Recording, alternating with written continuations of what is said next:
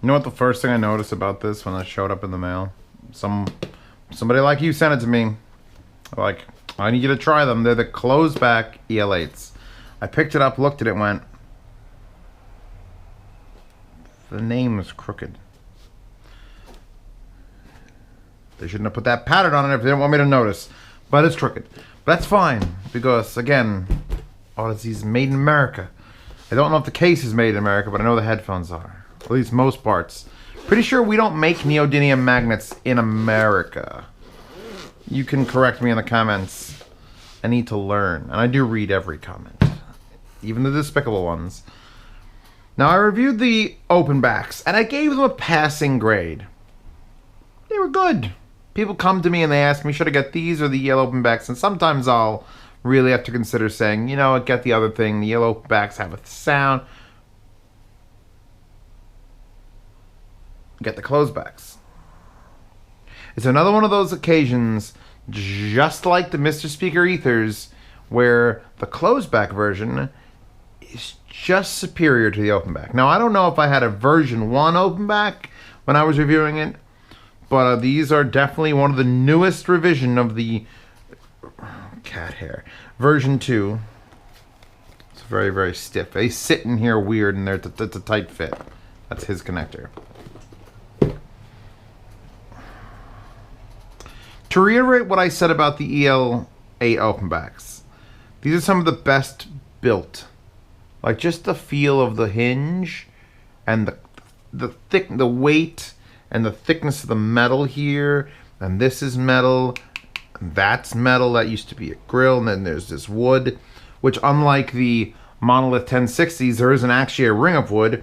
It's metal, and they've taken very thin slices of wood and laid it down. And they didn't finish it. It still feels like wood. I like that. I hate when something is like was wood and now it's just 75 layers of clear coat with wood under it. I want to feel the grain of the wood. And you can here. And the strap is as simple as it gets. It's just as EL-8, metal, and then there's just a little tiny pad. Recognize that sound? That's what it sounded like the day of your conception. Booyah. Pads. Bespoke to this. I believe they pop off. Oh, maybe they don't. They feel very glued, and I don't know why. I haven't tried to take them off. Because I had no need to. It's one of those cases of, you know what? I'm not going to mess with it. It's good enough. Very rare in a set of headphones, but it does happen. I pulled that out a little bit hard. But yeah, we got a nice extension. Ooh, extends far. The pads get very thin in the front, very thin in the front. Again, Audeze has a problem with memory foam and just not using it. Again, I don't care. And again, let's talk about the wire. Now, on Amazon, which is where I always look for things first, there are 4 new pair of these. There's a bunch of used and 4 new ones. For $5.50 with $7 shipping from a place that hasn't sold a thing, $6.30, $6.99 from Audeze. That's Audeze selling it on Amazon. And then fucking $922. Why? But according to this specific sale item page, it has a inline remote on the headphone cable, and this doesn't. This is just a straight up 3.5mm flat cable, a legit flat cable, not super thin, just fettuccine. Maybe linguine? Is fettuccine bigger than linguine? I'm Italian, I should know this. There's definitely no microphone in here or control into 2 things, and you get these connectors which are as fucking proprietary as proprietary gets. Sennheiser probably looks at these and goes, fuck, wish we would have taken those. Those look impossible to find. And they're labeled left and right, and I thought because of the 4-pin on one side and 4-pin on the other side, that it would be omnidirectional and you couldn't plug them in backwards, but that isn't the case at all. In fact, you got to make sure you keep these perfectly flat to each other, and then you separate so that the letters are on the inside, and then you can plug it into said headphone. Oh god, I dropped it. Did I twist it? Okay, no. OCD would not allow.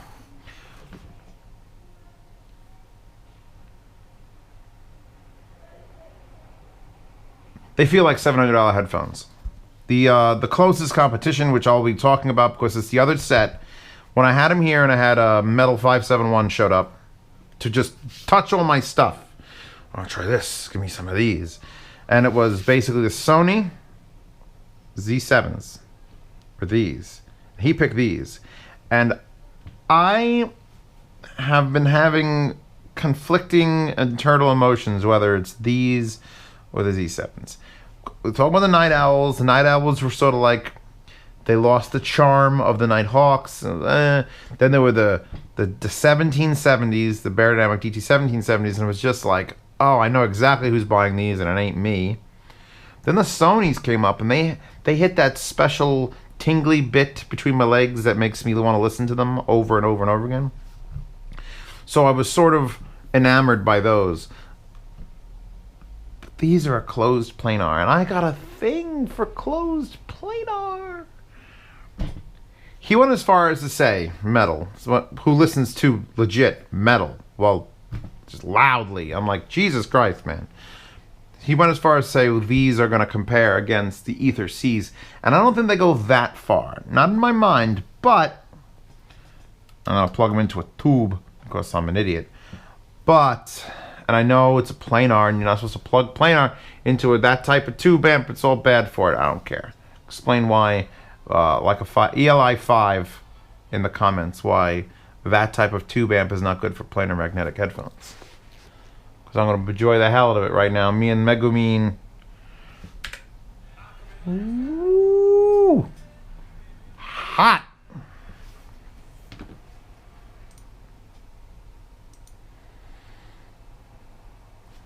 See, now this is preamping out.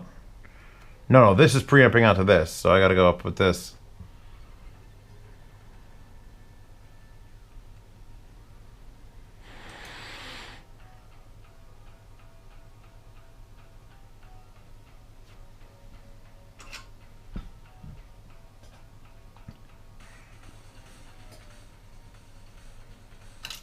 To the hybrid. Yeah, you know what? Solid state definitely sounds better, so fine. Out. Own.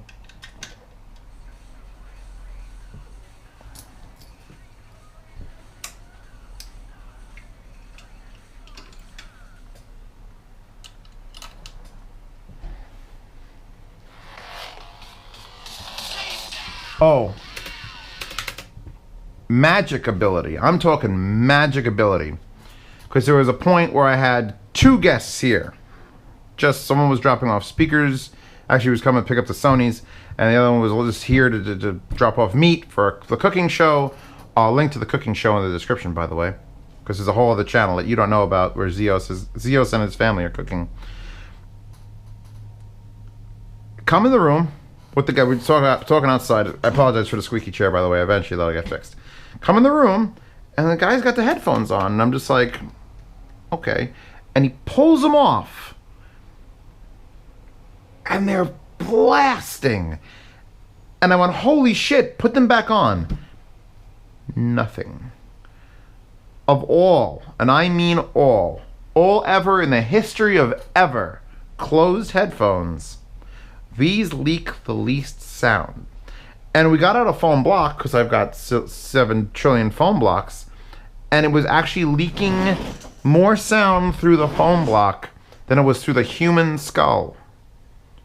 It was startling. It was like, he put it on, you couldn't even tell it was playing in a dead silent room.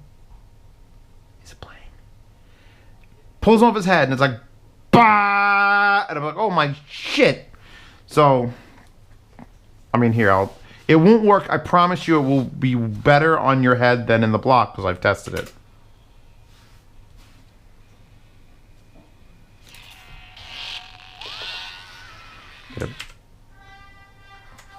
By the way, Superman theme is amazing. Like the quality of the Philharmonic orchestras.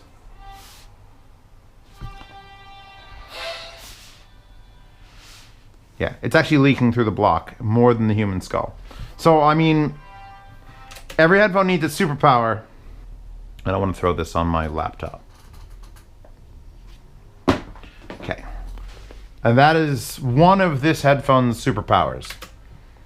The other superpower is the soundstage that a closed headphone is able to achieve. I'll give it ether C levels of width.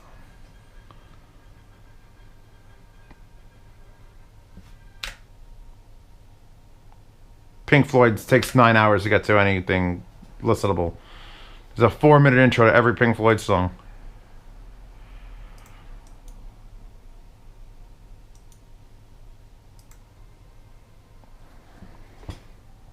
Let's take it out of the Class A and let's try it in the straight up X1S, because they don't take a lot of power to drive.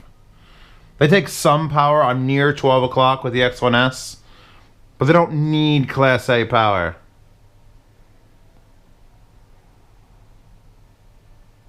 Tonally, these are superior to this. If you're looking for nearer to perfect, HG600s are nearest makes no difference. What the fuck is on that? To perfect. The Sonys were away from that. They had the low end. They were like, low end, look at me. These are far more towards the spectrum of accurate. I can't think of another closed set under $1,000 that isn't. I mean, now we're looking at like Shure 840s. We're looking at monitoring cans, but hysterically good to listen to. Most monitoring cans like the Shure 840s, or not the M40s. The M40s have a tweak in the bass, so they sound great. They sound fun. These sound right on point for use in a studio, and yet I want to listen to them. Unlike the Shure 1540s, which were the most boring headphones ever. Oh. And I know that the A1000Z, A2000Z are treble and sharpness, and but these are just, I don't want to say perfect. I hate saying the word perfect, because then I have to look back at this video in 8 months when something else comes along and just go, oh, well, I obviously was wrong then. These are hard to beat. These are hard to beat. I love the Sonys. I love their build almost as much as I love this build. And I love their sound almost as much as I love this sound. But this is getting up there.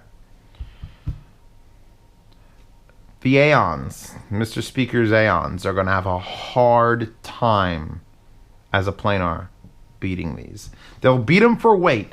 These things weigh a metric fuck ton. And I'm pretty sure if you look up Wikipedia, that is actually a thing. And if it's not, could some of you please edit that in there for me? Thanks, buddy guy. You could feel the phaser array back here. The Aeons are going to have a hard time. They're not going to, Aeons are not just going to walk away because these exist. Whatever revision I'm listening to are fucking superior to just about everything. Just about everything. I mean, we're talking closed. If I start getting into this versus open, the comments section will just explode and it'll be like, well, what about the focal ears? Are those better than these? And it would come down to a fight. It would come to a fight. These are amazing. Twice as good as the opens that I listen to. And I like the opens I listen to. But these are beyond that. Beyond it. Let's get to something with sub bass so that I could cream a little bit more. No. Gorillas. Donchromatic. Not really any real bass in there. They're not bass monsters, I think. It's like if this song has low end, you could tell it's just not. It's not the Sonys. You get the Sonys because you want that low end and the sound stage, and you get these because they're planar, clarity, flatness. One of my favorite songs, Empire Ants from Plastic Beach. And I would love to listen to the entire thing and tell you what I think at the end of it, but I have to skip through or do editing, and I won't do either of those things. Oh.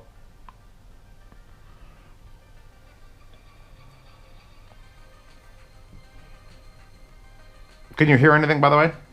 Actually, that's the perfect test. I am a human head, right? My head's human.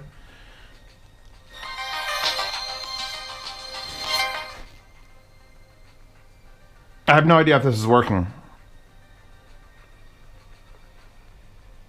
No memory. No. Yeah. If the Sonys were this, low end and then mid-range treble, then these are just this, just the slightest roll off in the bass, mid-range treble.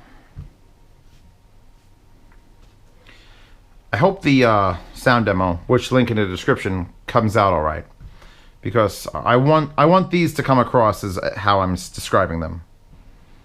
Just a touch bass light, but that's neutral, just like the 600s are neutral. No one grabs the 600 and says those are a bassy can. They're not, but they can tell you what has bass, and you can analyze the hell out of it. One day they're gonna do memory foam on this, and I'm gonna be like, oh, okay, we're done here. It's not like there's a comfort issue either. They're just heavy. You know you're wearing them. They fit tight enough and good looking enough that you could wear them outside if you're brave. Just don't touch. I mean, every fingerprint I have on this, I have to keep reaching for the damn. Try to follow the swirl pattern. Okay, is it clean yet? Is it clean yet? Is it clean yet? But I mean, just